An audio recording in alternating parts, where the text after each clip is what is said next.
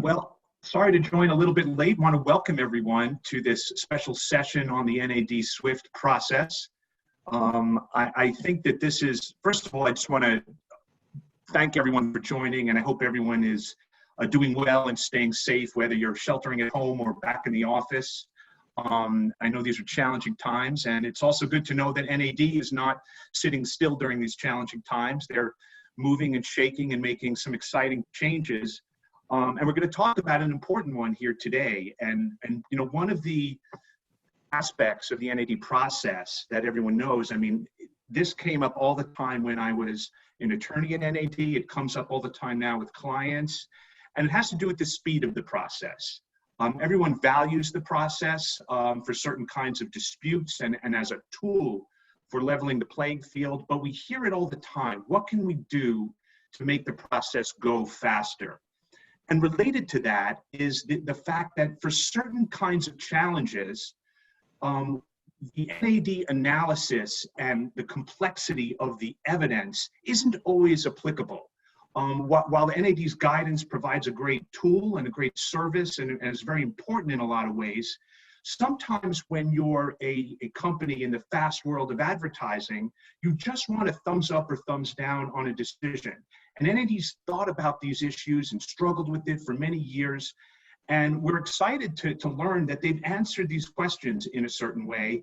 And here we're very pleased to have Laura Brett, NAD's director, talk about the SWIFT process, share with us how it came about, what it is good for, what it is not good for, and hopefully help those of us that participate in NAD, that value NAD, utilize this process in an efficient way, demystify it, and help navigate this important system. So thank you, Laura, for joining us here. And you're kind of in the light, I'm in the dark. I don't know if that's a metaphor for something, but let me turn it over to you and tell us all about SWIFT. Sure. Thank you, David. And thank you, Loeb Loeb, for giving us an opportunity to talk a little bit more about our new Fast Track SWIFT offering. We are really excited to be providing a faster solution for companies that want to challenge a competitor's advertising. We have heard over the years, you know, can you make it faster? Can you make it faster?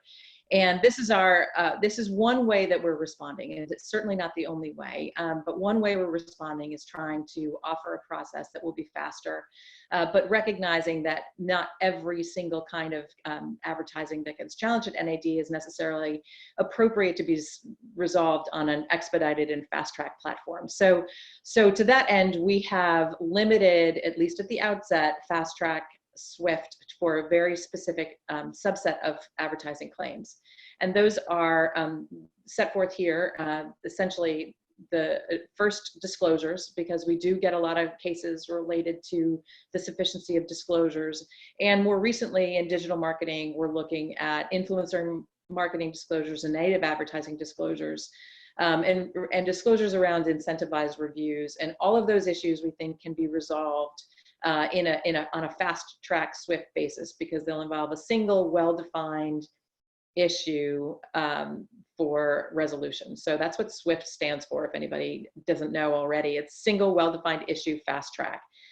So what we're looking for are those kinds of things that we think are narrow enough for us to resolve it within 20 days. That's at the outset, that's what we're looking at, is a 20-day process, 20 business day process.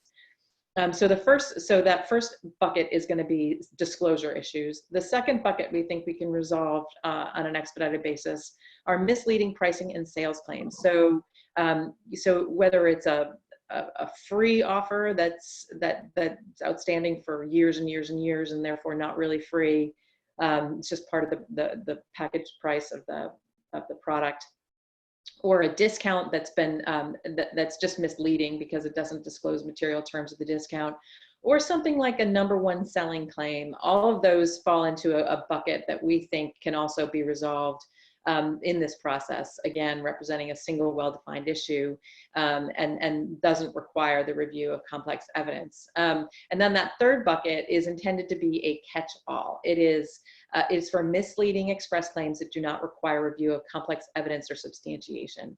And just for this audience, I want to highlight that what we look at in that bucket is whether or not the claim challenge will require review of complex evidence, not whether or not a more narrow issue, not whether or not that specific claim can be it has to be substantiated with complex evidence. And so I highlight that because I'm gonna give an example.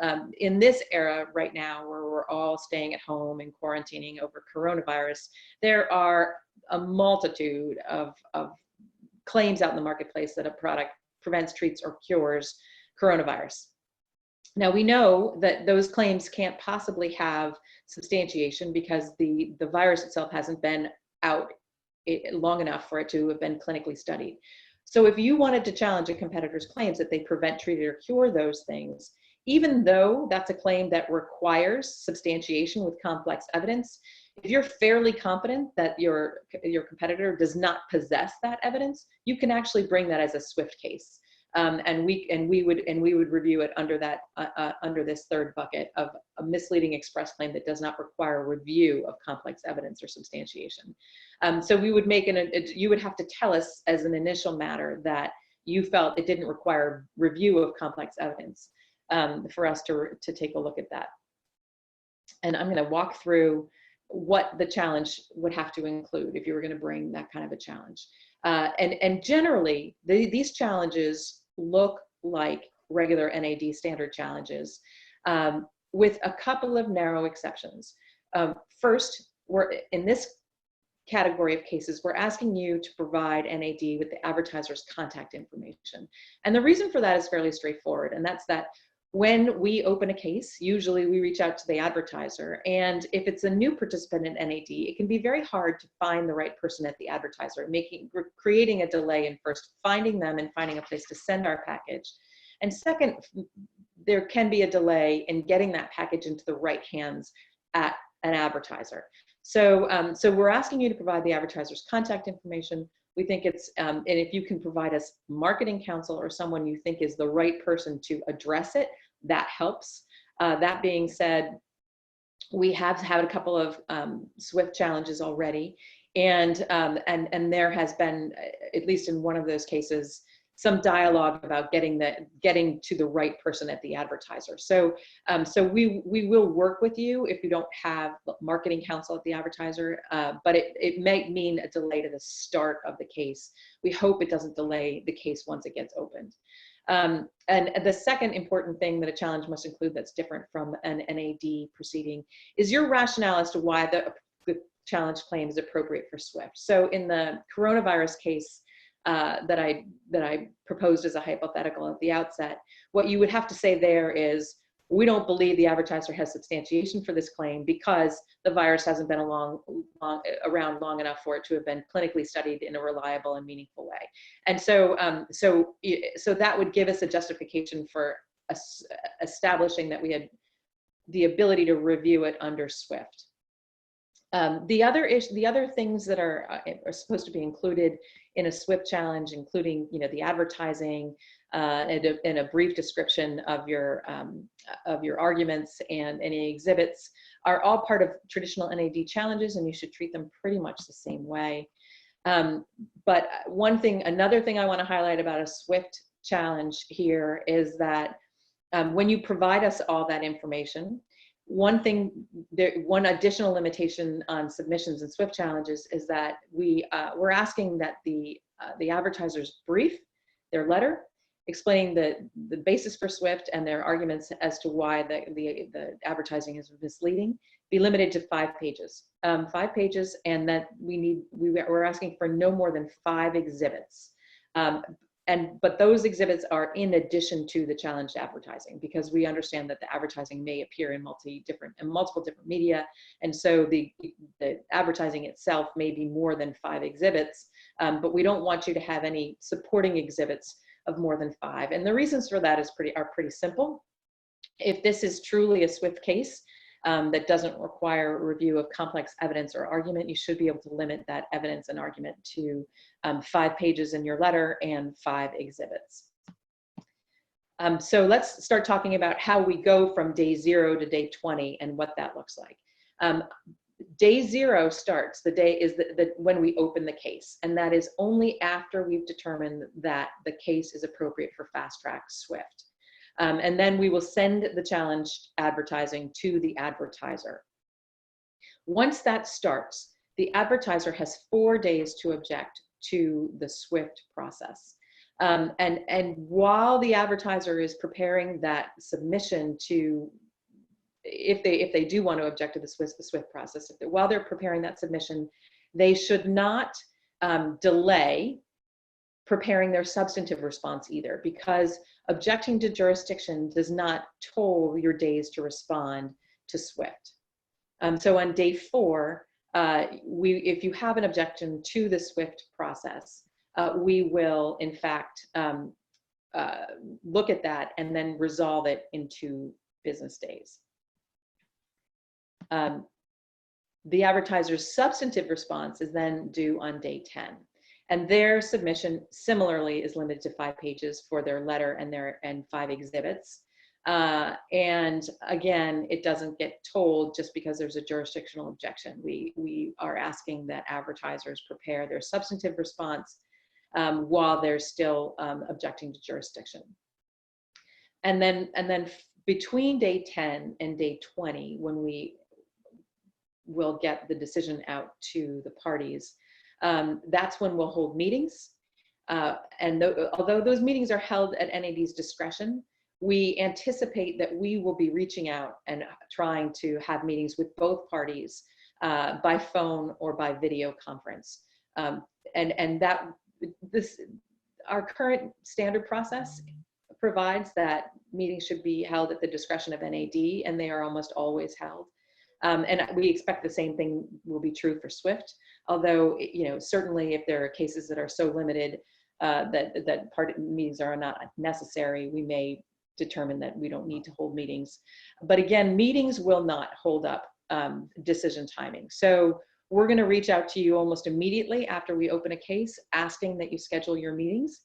And if if we're unable to schedule a meeting, we're going to move to decision without holding up the meetings. We're really trying to prevent gamesmanship in this process. So we're trying to make sure that we keep to that total 20-day timeline, and so we're trying to prevent things like getting the decision or getting the papers into the hands of the advertiser and getting the meeting scheduled from delaying the process so that you're not getting the benefit of this SWIFT proceeding. On day 20, NAD will send the decision to both parties at the same time. And that's actually a change from our current procedures. We are going to send the decisions to both parties. An advertiser statement is optional. An advertiser can submit an advertiser statement, and it will be incorporated into the decision. But we will send the decision to both parties at the same time. And what that means is that we're essentially going to assume compliance. We're going to assume that an advertiser is going to comply with our decision. And if they don't, it will result in a referral. But we're not going to require that you state that you agree to comply with our decisions.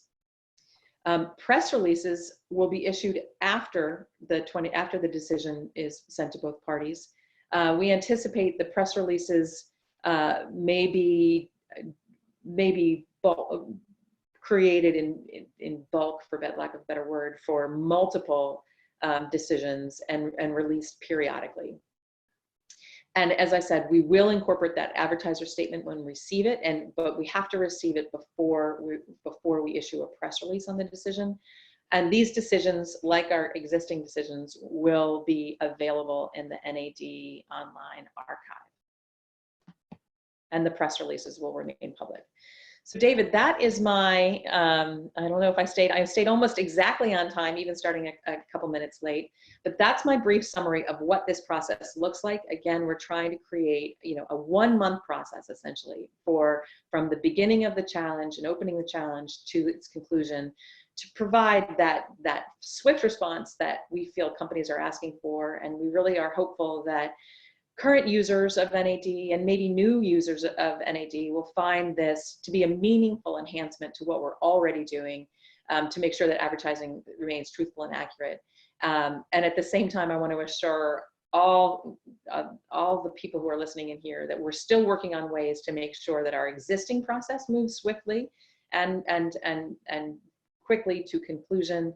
And so, you know, this is just an additional offering that we think may be helpful in bringing to NAD's attention the kinds of advertising claims that we're not seeing already, because our current process takes too long to resolve those issues.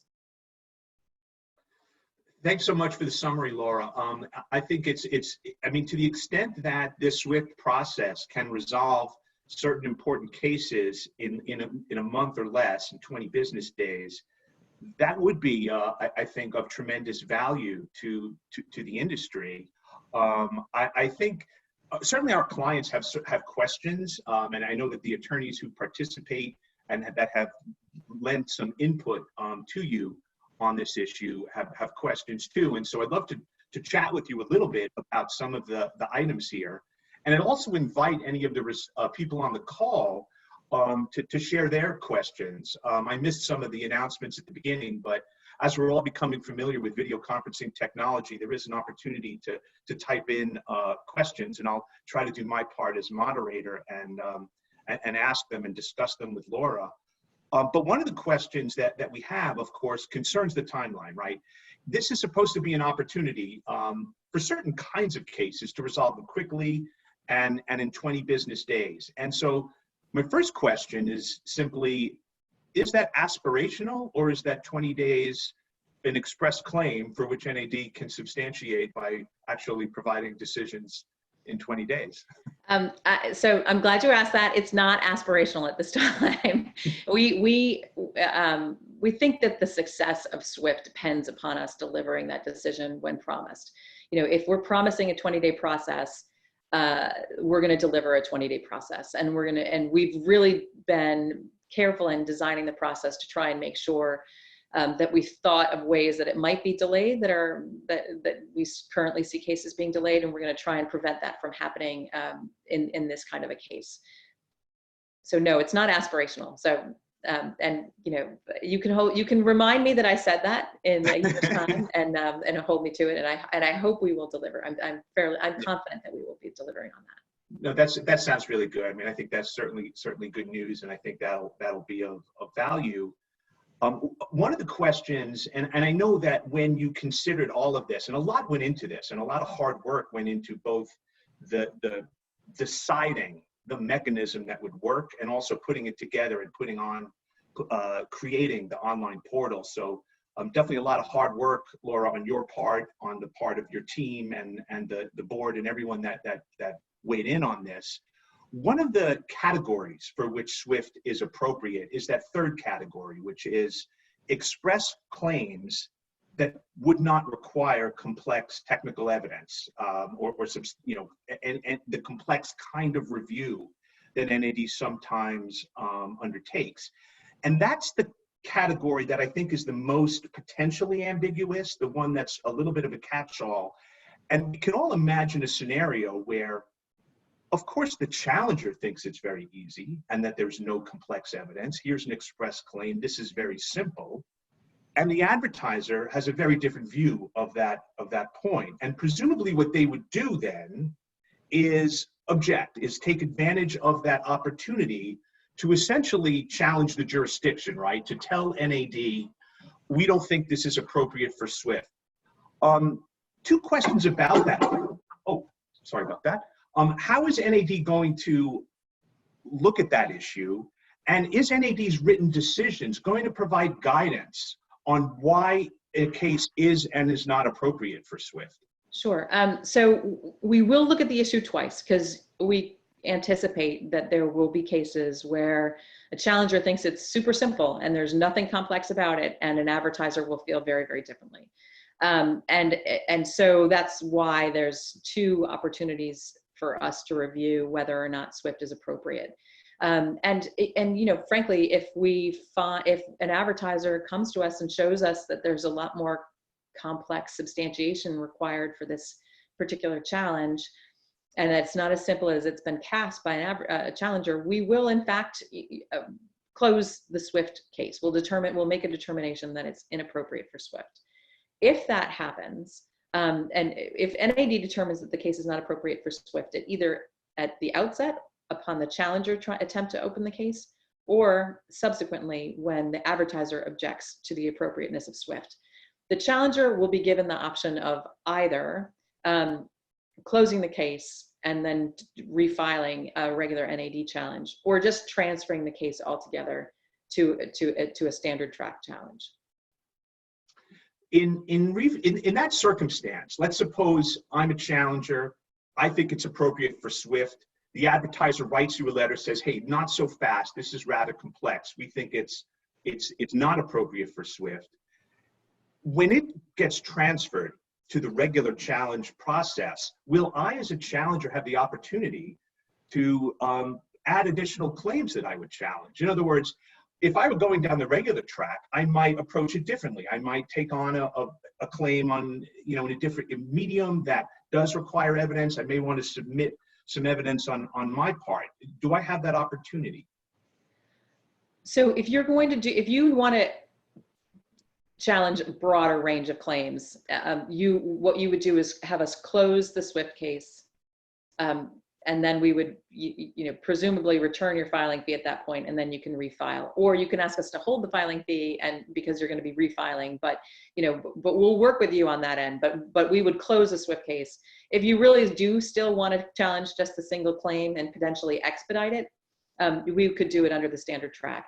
And I think that is a possibility too, that there may be claims that are maybe don't fit within these three buckets, but still can be resolved pretty expeditiously, especially if they're brought as a single challenge. So it might be that you sort of get counseled out of SWIFT and told, let's put this into standard track. We can still probably get a resolution pretty quickly on this case, but we understand that there's some evidence that's going to be needed to be reviewed as substantiation, and it doesn't really fit here in SWIFT. But why don't you just submit this as a standard track challenge and plan to expedite? We can schedule meetings at the outset to make sure that this is moving forward, and then hopefully you'll get a quick result under the standard track too. I mean, one of the things that I think would, in thinking about it, probably provide tremendous value to the potential users of this is, on one hand, we don't want complex decisions in this and lengthy decisions in the SWIFT process, but we would want some analysis and guidance for why a case, was either accepted or not accepted in the SWIFT track, and presumably the written decision will provide that. Right. So the written decisions right now will provide an analysis of why a case is appropriate for SWIFT. And so that will certainly be a window into why we accepted the cases that we did accept into SWIFT as SWIFT cases. We anticipate if a case is transferred, especially if transferred, and potentially if kind of closed and refiled, that we might be able to include some analysis in those cases as to why we found a case was inappropriate for SWIFT. So the case that's transferred is easy because that's sort of part of the record of that case, is that it was specifically transferred. That case, we might say this case was initially filed as a SWIFT challenge, but we found it was inappropriate for SWIFT for the following reasons. And that would, again, maybe potentially provide some guidance on what kinds of cases we find inappropriate for SWIFT, as well as those we find to be appropriate for SWIFT. That makes a lot of sense, and I think that would be a really good way to go. I mean, one of the scenarios that I think you'll encounter, and that I can imagine, right, is where you have an express claim, and the support for it actually is somewhat complex, but it has already been decided, and there's nothing maybe new to say about it. Now, I suppose the advertiser will let you know if there's nothing new to say about it, but is that something that you imagine would be appropriate for SWIFT? Right. So the analysis is whether or not the case itself will require a review of complex evidence. So an issue has already been decided, right? We've already looked at a particular issue and said, we know what kind of evidence that you need to support this claim. You don't have the evidence to support this claim, or it's unlikely that you have the evidence to support this claim.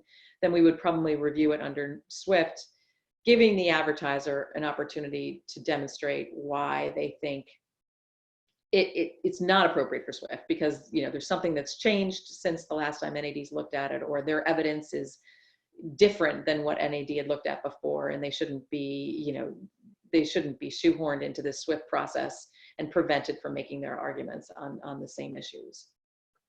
Or the context of the ad is different, and so the substantiation is not exactly maybe the way that it's been.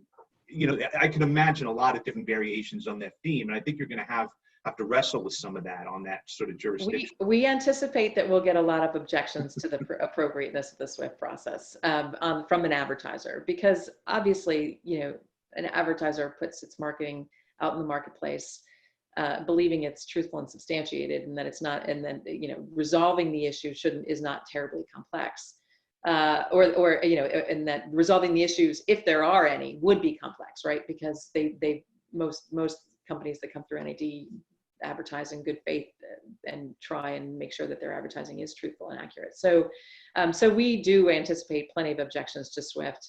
And we'll resolve those, and make a determination in a very short amount of time about whether or not we can actually review a case, and based on our understanding of what the evidence on that case might look like. Yeah, and that third category, though, to my mind, is probably the trickiest. But some of the others maybe aren't so tricky, and maybe they won't present such a problem. Let's suppose I'm a challenger, and I'm challenging this issue of a disclosure in social media, the disclosure of a material connection, of a testimonial and endorsement, and there's a campaign. It's a single issue, but there could be different advertisements in different media. I mean, it could be an influencer on YouTube, it could be something on Instagram and Twitter. Is SWIFT appropriate for challenging this single issue across these different platforms? Potentially, right? So the issue, the question is, does it present a single issue, right? So if you have or say you have an influencer marketing program, and all of your influencers are subject to the same requirements, and those requirements are simply insufficient based on our understanding of the FTC guidance on influencer marketing. Say they're writing #spawn, and that's what you require. So it's something sort of that's consistent across the disclosure issue. That could be resolved in a single challenge. If you have an influencer marketing program and they have a lot of flexibility in how to disclose their relationship, and some of them are good and some of them are bad, we may be getting beyond a single issue. And if NAD is looking at lots of different media and lots of different influencers with lots of different problems with the sufficiency of their disclosure, then I think you're getting beyond the single issue. Okay, that definitely makes sense. I do have a question from the comments that I wanted to share with you. How much detail is going to appear in the ultimate SWIFT decisions? Is it going to have the same kind of precedential value that other NAD cases would have? Sure. So for those of you who read our decisions regularly, you may have noticed the parties' positions are gone from regular NAD decisions now. And so you won't see party positions in SWIFT decisions either. But we will lay out sufficient information about the claims challenged and the arguments both for and against why it's misleading, for them to have some precedential value, because that's really important for NAD generally. One of our major roles is to provide guidance, but we also know that for users of the forum, you may have multiple competitors who are doing the same thing, right? So you may want to challenge a specific competitor's use of native advertising, sort of a product review site that they own and operate, that they haven't disclosed that they're the owner or an operator of.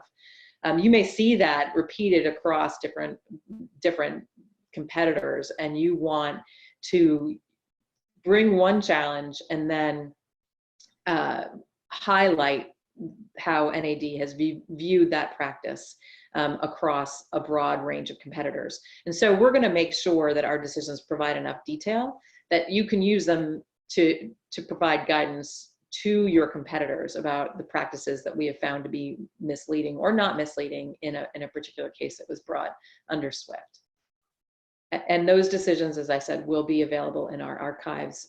And our goal is to have them separately searchable as SWIFT cases, but also available in the archive generally and searchable the way you would search NAD decisions. One of the things, Laura, that you have to wrestle with even in the regular cases is this tension between wanting to get a decision out quickly and the fact that it's a voluntary process, right? And advertisers are appearing voluntarily.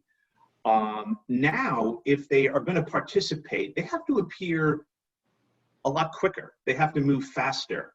It could place a burden on them in some cases, particularly if they disagree about the complexity of the case and want to raise those objections as well as substantiate the claims. Because as you said, the time doesn't toll for that. You've got to be prepared to appear on that day. In a regular case, sometimes a party needs an extension of time or requests one. And generally they're told to reach out to the challenger and see if they could do something on consent. And if that doesn't work out, NAD helps negotiate this thing and tries to strike the right balance between what's fair, what's reasonable, and also what's going to keep the case moving. What's going to happen on SWIFT when an advertiser says, I just can't respond in enough, I need more time, I need an extension of time? What's NAD's approach to that going to be? So we will entertain a request for an extension of time. What that would do is hold our feet to the fire to shorten the amount of time for meetings and for us to get our decision out, because we're committed to this 20-day process. So to the extent you need an extension that still allows us to get a decision out in 20 days, there may be some flexibility there. Not a lot. I mean, you have to show us some extenuating circumstance as to why you can't respond within the 2-week time period that's given here. Because again, these are supposed to be simple, well-defined issues that don't require complex evidence. So, getting expert reports, getting, consumer perception surveys, consumer use studies, all those things should not be involved in a SWIFT challenge. And so the kinds of things that normally might delay or create a delay in getting a response shouldn't come up. That being said, a death in the family, an illness, or some other extenuating circumstance that can come up in anybody's lives, we'll be sensitive about that. It is self-regulation. And that's where the pressure would then be on NAD to shorten its window for getting its work done. We did, when we opened SWIFT for use by the advertising industry, I called up our friends over at the FTC to let them know that we'd opened it. I was keeping them advised that it was in the works. And they're really supportive of the process. I think they feel like it is an enhancement to self-regulation and will help relieve some of the burden on regulators to get misleading advertising from the marketplace. So to the extent the FTC has always been sort of the potential stick behind self-regulation, I think it remains that way. And I felt very encouraged by the amount of support they vocalized for SWIFT when we talked about it just a little over a month ago. Well, that is gratifying, and obviously, the process depends so much on the confidence and the backing of the FTC. One question. Oh, we do have a comment here. Are the press releases that result from the SWIFT process going to be any different, or are they going to be the same as with the regular cases? So the press releases are going to be different. The press releases are going to be released probably monthly. The plan is to release them monthly with a report of all SWIFT cases resolved that month.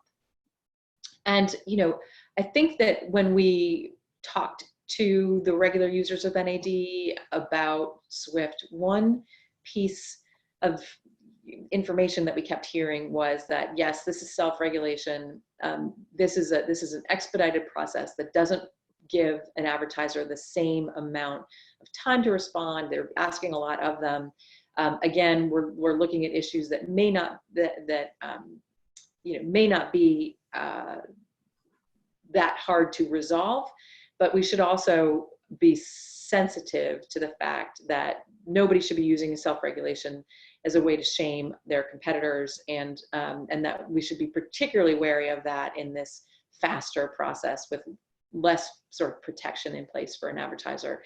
And so, the press release itself should, in fact, not be about shaming somebody for participating in self-regulation, but much more about recognizing these issues came up in Swift, these cases were resolved, and this is how they were resolved, without highlighting any particular advertiser.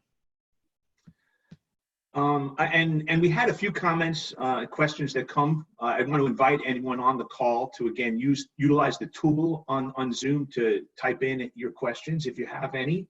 One additional question about this is, and it's actually, this is my question. Is there any concern that this will be a great success and that you will be a victim of your success and everyone will say, hey, NAD, why can't you decide all your cases this quickly? Or is that a nice problem to have? Yeah. Look, I've gotten so much pushback about this from so many different pressure points. I mean, right. So one of them is, how can you possibly resolve these things this quickly? And then the other one is, why can't you resolve everything this quickly? So, I mean, look, we recognize that this does create pressure on us to resolve other cases faster. We're committed to doing that. We may learn a lot from this process about how to move cases along faster and how for us to go from meeting to decision on a faster timetable. So, I'm hoping that this improves not just the experience for people who use Swift, but also for companies that use the standard track process.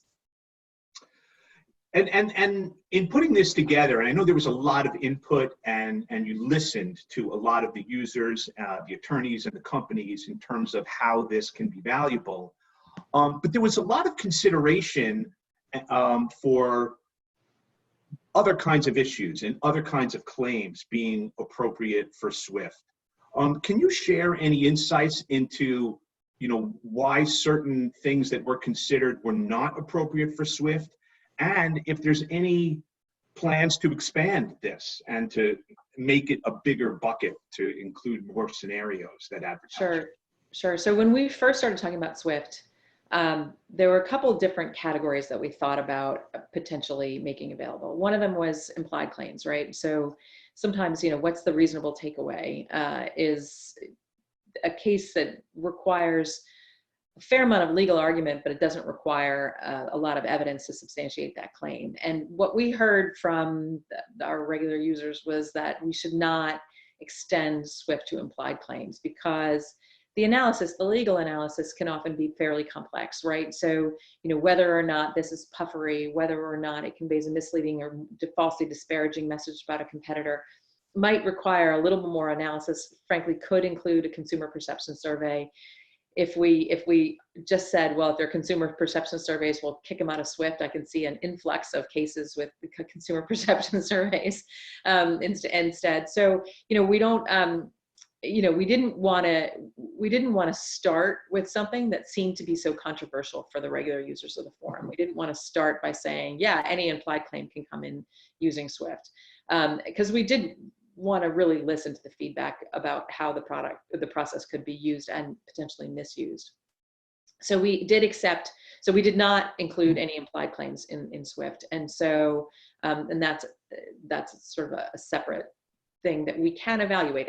And once we have some experience with Swift, we may decide that, yes, we think we can look at implied claims with Swift, or we may say we can look at implied claims, but we're going to give it a slightly different process than the process that we're using for this, because based on our experience, it's going to be too hard to do this in this process. So we do expect that we will be able to expand it.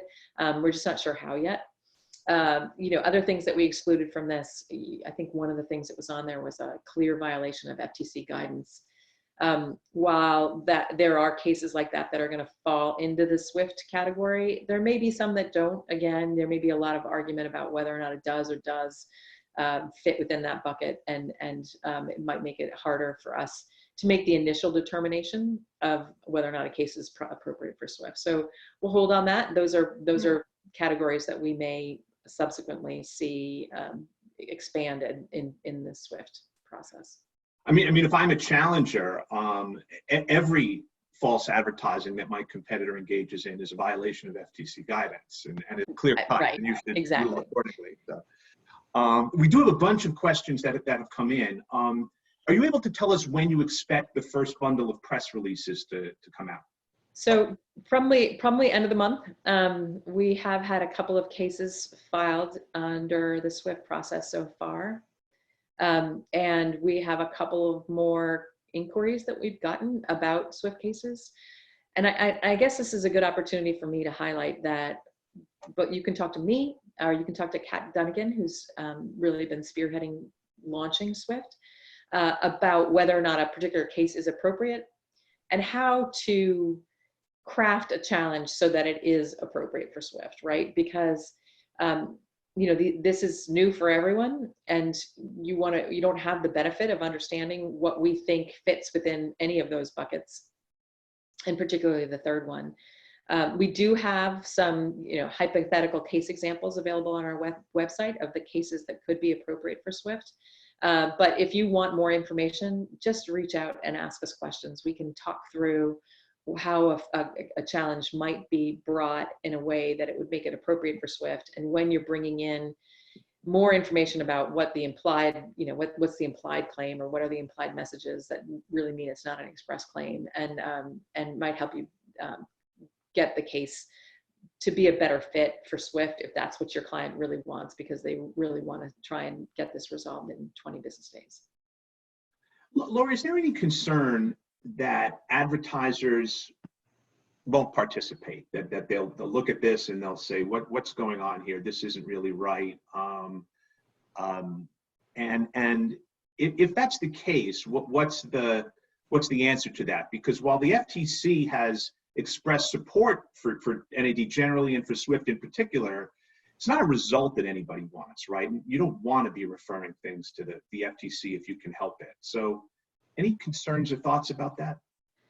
So, we generally see 5 to 10% of companies refuse to participate or comply with NAD's recommendations in the past. I don't see this process as resulting in a change of that. I mean, I think that the buy-in that industries have shown for self-regulation and for the value it provides is going to it's going to remain constant. That being said, I understand that the shorter time frame can pose challenges for particular companies and may result in sort of a potential to shrug their shoulders. But I think if that happens, we can rely on our relationship with the FTC and other regulators to help us make sure companies are complying with and participating in self-regulation. It's a tremendously valuable process, right? I mean, it boosts consumer confidence in advertising, and that's of course the main mission. But it also means that everybody's playing by the same set of rules, and I think that even reluctant participants who come through the NAD process understand the value of self-regulation, and we so frequently will see a company being brought through NAD and then finishing up the process, and they may not be happy with the recommendations, but a couple months later, or maybe even sooner, maybe during the course of the challenge, they'll bring a challenge at NAD because they see that there's tremendous value in making sure that everyone's on an even playing field. So I don't see this as undermining confidence in the system. I see it as a way to broaden support for advertising self-regulation generally. Laura, if it's not premature to say, are you able to share how many have been initiated, how many SWIFT challenges have been filed, and how many of those have been accepted and or rejected? Sure. So we've had 2 cases have been brought under SWIFT so far, and both have been determined to be appropriate. one of them is recent enough that we may be getting a jurisdictional objection from the advertiser. So we'll have to make that decision if and when we get an objection to jurisdiction. And one SWIFT case has actually been resolved. We may be posting a decision soon to our archives on that. And it was ultimately resolved on consent of the parties. So I think for that case, it was particularly effective. We do have a question that came in. Are you hiring more attorneys? And I don't think the question comes from someone who's looking for work, although you never know. I think it's a question about resources, right? I mean, it would seem that other cases may have to be on the back burner while the commitment and priority becomes SWIFT. And so how is NAD going to approach that question of resources? So we are potentially going to hire more attorneys. We're waiting to see how well this system is adopted by our users and users of the forum. We have some ability to use to build our resources in the short term, right? So we have a couple of attorneys that we might move over to NAD from other programs to help resolve NAD decisions on a faster track basis, so that we don't derail our current cases and our fast track cases while we hire someone new. So obviously this current work environment would make it very, very difficult to hire a new attorney, but we do have a little bit of flexibility within the organization as a whole for resolving cases and repurposing some people who aren't as busy right now in the short term. And then in the long term, we will hire more attorneys if needed to resolve the SWIFT cases or to resolve our regular cases if we find that too many resources are being devoted to SWIFT. And related to that, there's a question about staffing. I mean, typically the way the NAD process goes is you assign a particular case to an attorney who's going to handle that case. Does that work the same way, or is there going to be a special sort of SWIFT department where? So that's a really good question. I think we intend for there to be a SWIFT department, that there will be one person who oversees issues about the appropriateness of the case for SWIFT and oversees all the decisions in SWIFT. And right now that's Kat Dunnigan. Obviously I'm consulting with her regularly on that until we have a little more experience with this and can establish sort of a track record on these cases. But we do anticipate it will be separately staffed and reviewed. That makes sense. All right, well, I mean, we have a few more minutes. If anyone else has any more questions, I guess, what kind of feedback have you gotten, Laura, from people that have just sort of commented about SWIFT, from the regulars, from the companies? I mean, I've had a couple of phone calls with people when they're calling about a specific case, who've given me really positive feedback, suggesting that this process provides a meaningful way for them to resolve something quickly, maybe a game changer in terms of their willingness to use NAD, and a game changer for a particular industry when they see advertising practices that may be impacting fair competition or consumer trust that they haven't been able to resolve because they don't want to invest in 4 months or 6 months in a typical challenge. So I've gotten really good feedback on that, and we're pretty pleased that we had 2 cases already. I think that it'll be interesting to see in the next month or 2 whether or not we see that number grow, and whether or not we see companies regularly trying to fit a standard challenge into an NAD fast track case. So far, that's my experience of the 2 cases that we looked at was not that they were trying to squeeze something that was inappropriate into the track, but that they're trying to figure out if they can use this in a way that's appropriate for what it's being asked to do. But like I said, it remains to be seen on the second case because we haven't hit the mark for the advertisers' opportunity to object to the appropriateness. One final question, Laura. Is anything going to be different about the appeal process we understand, or I think you made clear that an advertiser will not be able to appeal from the determination that something is or is not appropriate from SWIFT. But when you reach a decision and an advertiser or challenger disagrees, what do the appeal possibilities look like? The appeal process is similarly 20 days. And it's 20 days from the day that the decision goes to the advertiser and the challenger to completion. There will be a smaller panel. It'll be a 3-person panel, not a 5-person panel. And the hearings will be remote. And we've all had experience now with remote NARB appeals.